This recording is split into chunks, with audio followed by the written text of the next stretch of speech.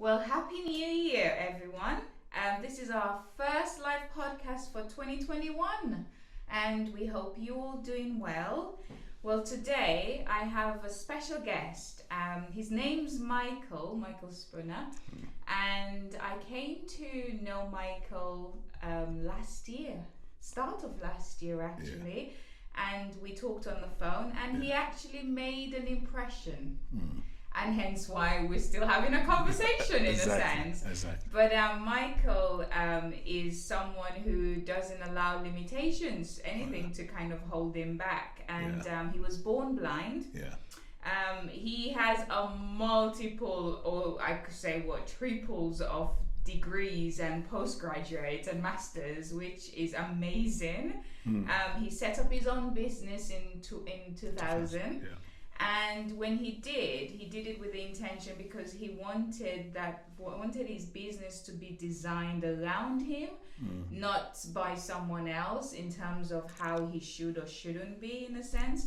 So today we are going to talk about kind of a place of encouraging yourself, as to say there's no limit. Whatever you feel is a limit is probably in your mind. And with people like Michael, they're actually an example and a template to say that you can get the support that you need to thrive in whatever your God-given gift is, in that sense. So I'm going to have some questions with Michael, and then we're going to do some getting to know him as well. So, I've got a few questions of things like what's his top 5 songs and those things, which I hope, if you don't know the collection of his, well, today we will know for sure. So, Michael, welcome. Thank you, Susanette. It's a privilege, and I'm really proud. I'm really happy to be with Croydon Vision. Part of the, part of the whole process. So I'm really happy. So thank you for inviting me to this event, this process. No, we're I really really pleased. appreciate it. We're really pleased to have you, and Michael is currently actually working with us in partnership, an exciting project which we're working together with in supporting working age individuals, in coaching them and getting them ready for society, getting them ready to go back into work or starting their own business. And I'm sure Michael's going to talk more about that. I'll talk a little bit about I'm not going to delve too much into that. I'm going to let him be the one to talk about it in that sense. But do you want to, I wanted to start it off, since it's a Happy New Year, let's start off with what makes you excited when you think about 2021? Okay, Susanette, look, 2021, I know we've had a really terrible 2020. We've had this very difficult pandemic, a very scary, lots of fear, lots of difficulty. But actually, my 2021 is about, certainly as a blind person, as a business person, as a consultant, I want us to, I know that we're going to come through this. We're going to come through this with our vaccine and all the stuff that's going to happen. I know people in, whether it's Croydon or London or the sort of southeast of England, I know we're all going to come through this well. So I'm positive about us coming through it as people, as British people. I am... I'm quite positive about the work of which I think economically we can come out of this kind of process as businesses, as charities, as individuals, and I think we need to sort of be strong as and stay on course. In terms of going forward. So I think my positive thing is that I think we're going to have to go forward and make things happen for us. So I think that's got to be. Definitely, and that kind of really feeds right into the project that you're going to be working with, where you've already started working with us. So tell our listeners a bit about the project. Yes, we got, it's a privilege to work with, we got a project called Vision Works, which is a Croydon Vision and my company, MA Spooner Limited. We've got a kind of partnership with Susanette here and Odette and the team at Croydon Vision, and we're working with 5 or 6. Well, first we're just piloted 5 or 6 individuals who are blind and visually impaired. They're working age. They're people between 18 and 65, so they're working age people. We're going to be working with them intensively on helping them to either some of them, one person is starting their business, another person is a student doing academic work. About 3 or 4 of them are people that are imminently either working, one or 2 of them are working, and a couple of them want to get into work. And they're making some serious changes to their lives in terms of shifting from where they are to where they want to be. Some of them are doing internships and voluntary work, and they're saying to me, Michael, I need to now get a paid job. Some of them are saying, Michael, I'm doing academic work. There's a, and now I want to know what happens in the next 2 years when I move to a actual job. And then some of them are working. One lady is working, and she's working, and she's saying to me, but I want to get a different type of work. And is there any way you can help me to go to the next step? And then there's people. We have people within the project that are really struggling. They're not really work ready, but they're really struggling to say, how can I take it to the next stage? So the project, the Vision Works, and this Croydon Vision and myself, I think the partnership is a really good way of testing how we can help our blind and visually impaired people to move to the next step in their career. And I want to do some work around that, and we're going to do something, and we're going to report back to you around how it works, and and what we've learnt. And I know Croydon Vision's going to learn something. I'm going to learn something, and we're going to share that with you. Whether it's in a report format or a video format or some other format, we're going to share it with the listeners. No, definitely. I mean, I was reading just this afternoon, reading a report, and only 27% of people who are sight loss are in employment. Exactly. And it's such a low number. And that report was done pre-COVID, so I cannot even envision what the status, stats would look like right now. And so we are doing this because we really want to get our members ready for work. So that when the opportunities come, you don't prepare when the opportunities are there. That's right. You prepare before the opportunity. You have to. So when the door knocks, you're ready to open it. Yes, that's right. So so what would you say you're deeply passionate about? Well, I'm passionate about working. First as a consultancy, we are passionate about trying to. Well, there's 5 things we're trying to do.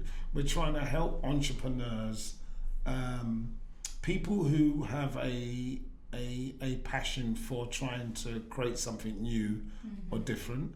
We're passionate about. I'm passionate about making new businesses or enterprises, whether it's charitable, commercial, small, large, public or private sector. It doesn't matter what the sector is. We're passionate about trying to help them, to help organizations to develop, grow and expand. We're passionate about excellence, doing professional performance and productivity, or trying to get things done well and done to task and done to target. So we are a kind of excellence. Business excellence is something that we're really passionate about. And we're passionate about really issues around equality, fairness, tackling inequalities, and then also employability. We want people, we know that the majority of people get their money from their work, whether it's self-employment or employment. And so if you're not employable, if you in a kind of practical sense, whether that's me or you, Susanette, or all of us, if we're not employable in our practice, in our capabilities, in our skills, then of course we can't really meet our obligations. Realize the kind of things that we want to do. So I'm passionate about making sure that everybody I meet, everybody I work with, everybody I support can realize their full potential. That's what we really want to do. No, that's really good. That's what we're trying to do. Definitely, that's really good. And it does, when you talk, it does come from that angle, definitely, in that sense. It's how to touch people's lives, isn't it? And make a transformation. Exactly. One way or the other, taking people on a journey of transformation. Exactly. Yeah. Exactly. So that's really good. How do you, with obviously you being blind, and how do you maneuver in such a fast-paced business world? Yeah, it is hard. I wouldn't, Susanette, I wouldn't say it's easy. I think it's quite difficult for people, and I would like people hearing this podcast or hearing this information to understand that it is quite difficult. But I think the way I would maneuver it is that I'm quite disciplined about how I plan. I think I plan my outcomes. I plan everything I do. I do a lot of planning, actually. Yeah. I think the planning is a really big thing for blind people. And I think blind people need to do more planning. Mm-hmm. I do a lot of work around organising myself. I suppose around. I think it's.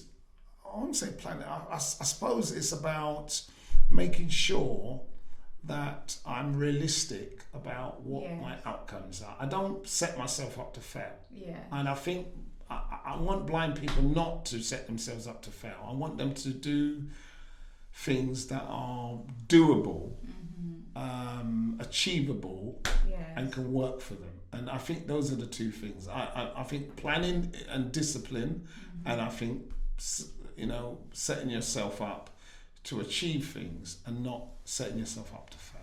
I think those are the things. No, that's brilliant. And you probably can hear bits of tap that Michael's doing, because you could tell the passion. Oh yes, when that's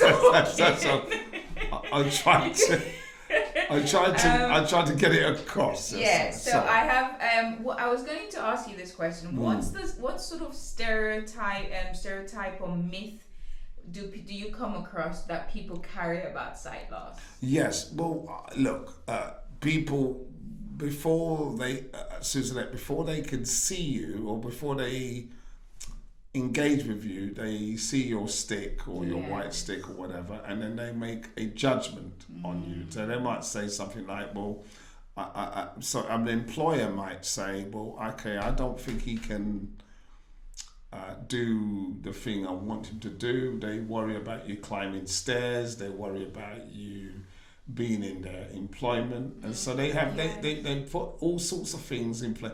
I mean, this happens whether it's a relationship. I'm talking about normal relationships. Yes. In normal life, this happens whether you're in a bar or a pub or a restaurant. This happens when you're walking in the normal environment. So people are going to judge you as a blind person, as a visually impaired person. And they're going to make adjustments simply because of what they can see before you've even opened your mouth and done anything. And that's a real problem for blind people.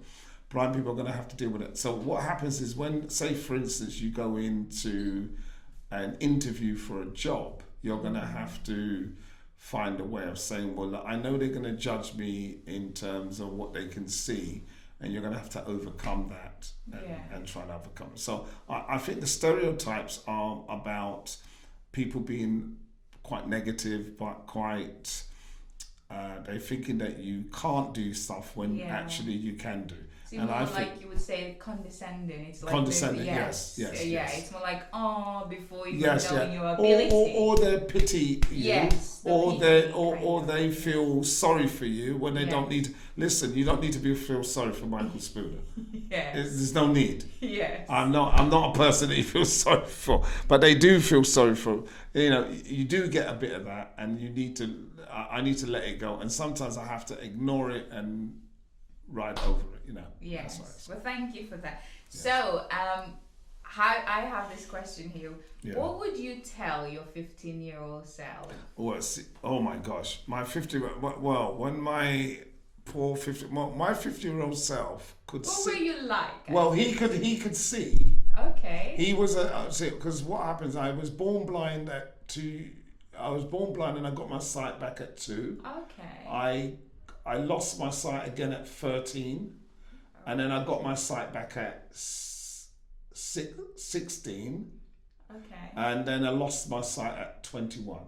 So I've had sight, no sight, sight, no sight. So I've had it up and down like a yo. But at 15, I could see. 15, I was blind. And so if I was talking to my 15-year-old... Okay, let's go 16. Okay, 16. Okay, when I could see. Yeah. Well, at 16, when I could see, when I got my sight back, I would say to him... first I would warn him that the sight doesn't last forever. But I would also say... I studied very fast. I did everything very quickly because I knew...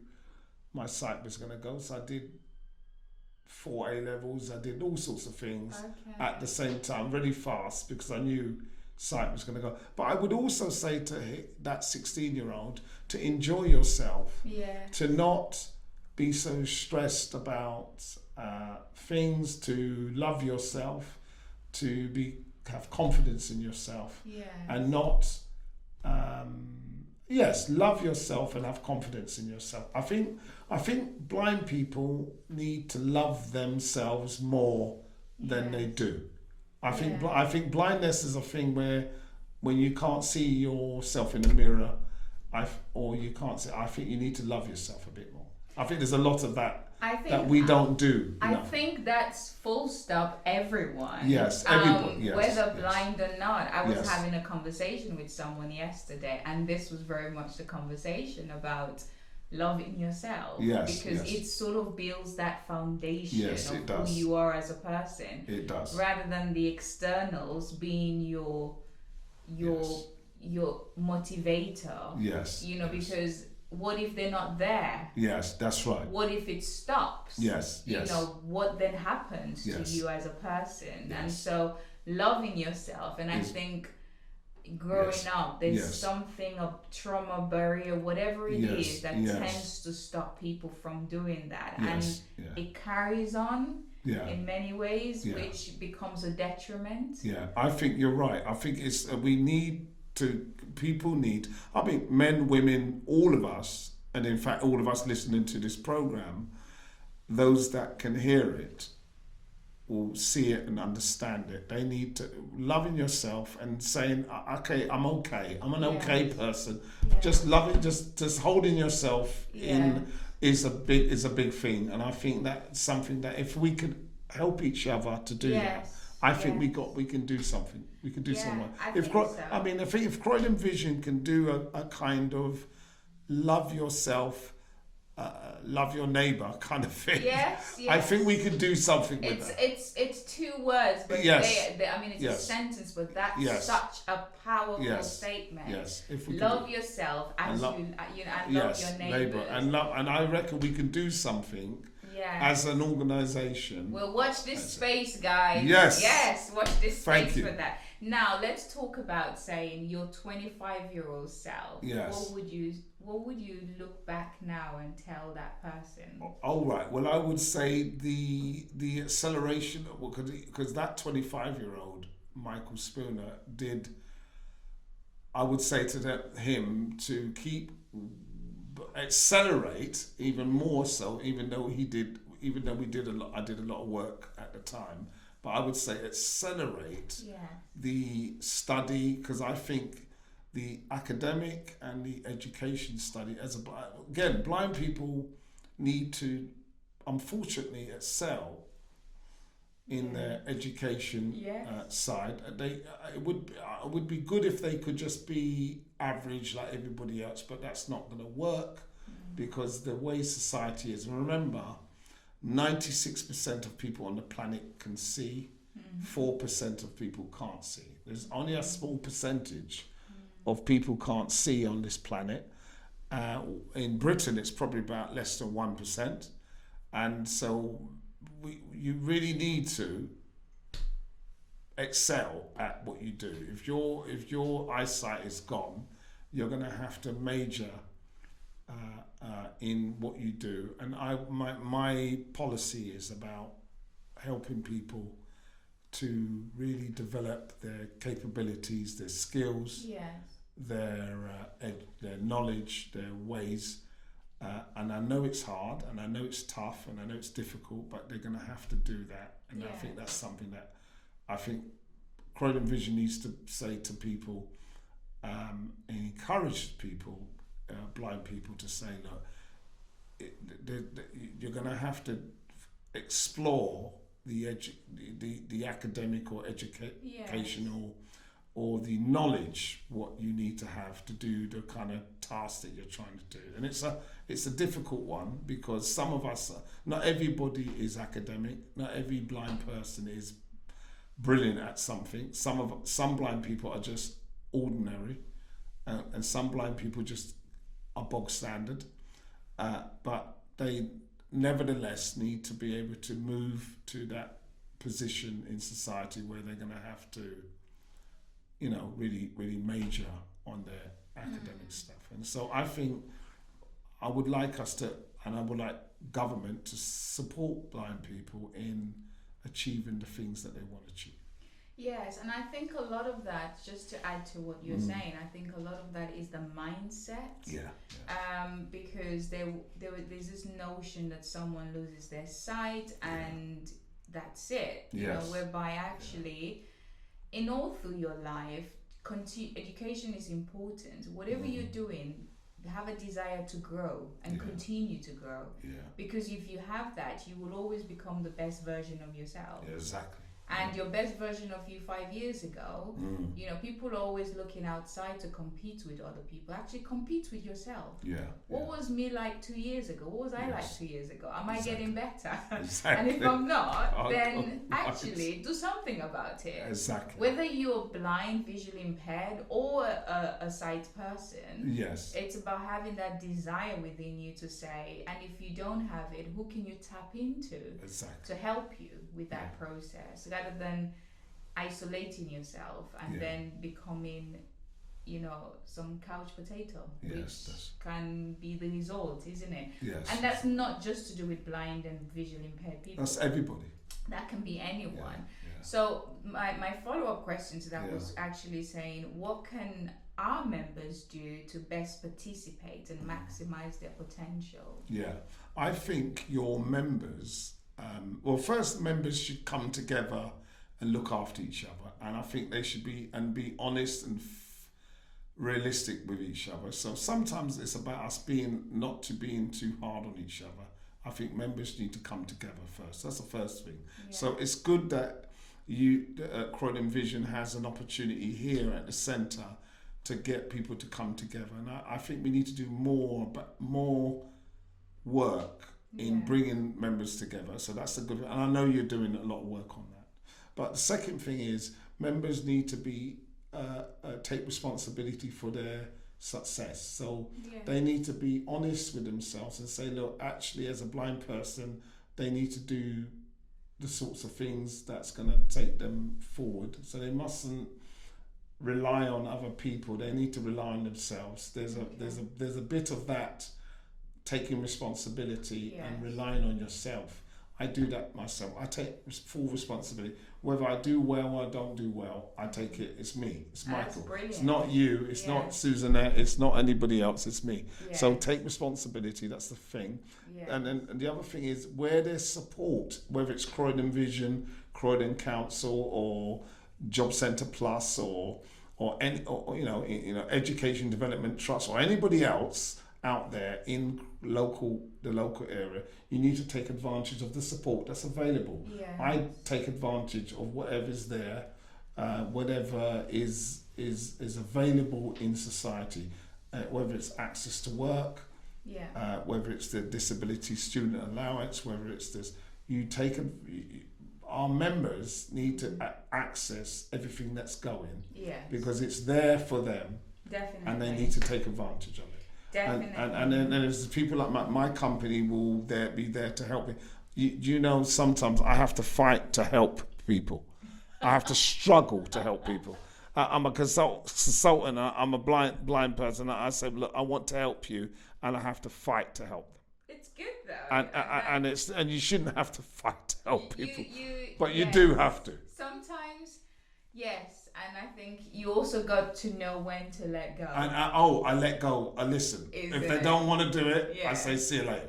Yes. I'm quite happy to do it. Right. So Michael's going to be joining us on Facebook Live, which is going to be happening soon. So if you are listening to this podcast, I'm sure you can find Michael's video on our C Hub as well, which will be uploaded, which it would be uploaded by the time you hear this podcast. And he's going to be talking about all things about working and supporting and empowering people in terms of them becoming a better version of themselves, in a sense, isn't it? Yes. So just to kind of wrap it up, I'm going to ask, what are you most grateful about right now? All right, grateful. Well, I'm grateful that we have I'm grateful that we have. Look, we've gone through Brexit, we've gone through the pandemic, we've come out the other side, and I'm grateful that the country, the British people, we have survived that kind of process. But I'm really grateful as a blind person, as a business person, that I can keep going. We have a brilliant welfare system in this country. We're very lucky. I lived in America in 2018 for a year, and I'm telling you, if you lived in America, you will know that Britain is a fantastic country for welfare, right? Yeah. We are a brilliant country with our civic, community, voluntary, and community organisations. We have a much more robust system than they do, and so I'm just giving you the comparison. Of course. So I'm grateful for Britain, British people. I'm grateful for British charities. I'm grateful for British civic community support. I think we are very lucky to have the kind of welfare system. That doesn't mean it's perfect. It can be better. I'm sure there's things that we can do better. But I'm telling you, compared to other countries, we are the number one. We are really. You're right. I believe that we are the best in. Honestly, I swear, I think we are the best in the world. You're right. I think it's a blessing. A blessing, and I think I know we can do better, but I know it's great. So that's what I'm grateful for. Okay, cool. And just on a very personal level, what are your top 5 songs? My top 5 songs. Okay. So I suppose I have Bob Marley is okay. Song. Let me sort of think. What's the song? That's a good thing. It's a good. I thought he started it off as if like he was just gonna lay us the 5 songs. I will give you the lay song, but Bob Marley. I would have to listen to the play, but I can tell you the 5. I can tell you the 5 artists. Okay, yeah, let's go for the 5. Your top 5. 5 artists. Where were the songs? Because the songs I would have to actually go through it, and it would take me too long. And you'd probably be on Facebook Live and go, That's the song. Yeah. Okay, that's right. Well, okay. So Bob Marley is one of my artists that I like all of his work. Yeah. Bob Dylan is another guy, Yes. which is he's a 1960s dude. Let's try and think. That's two. Oh my God, it's a hard question. A third one. A third one yeah. is, oh my gosh, I know, I'm trying to do it within the time that I've got available. It's fine. But those are the two that would come to mind. That's fine. That I would do. Yes. I mean, I've probably got about 50 I'm sure. artists. Yes. But those are the two that would come to mind. That's fine. But those are the things that would be. But so those are the things that would be my artists that I would say automatically would be the thing. Maybe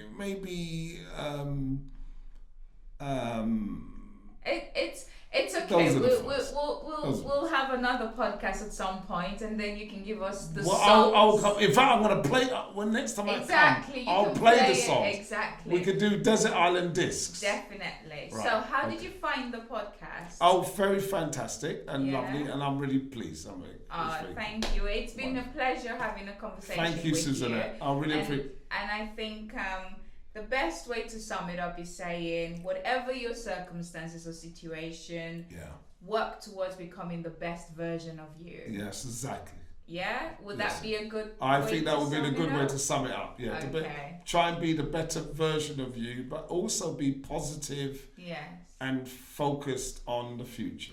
That's true, and I will add as well, but it's also okay to not be okay. Yes, that's right. And acknowledge when you're not. Yes. As well, as long as you don't stay there and you're still walking and making a journey. Exactly. And let people be around you that can support and help you. Exactly. Yeah? That's what we want. That's what I agree with that. Well, thank you very much. Susanette. Thank you so much. It's a privilege. Thank you. Yes, look forward to another of our podcasts soon. Thank you. Take care. Thank you.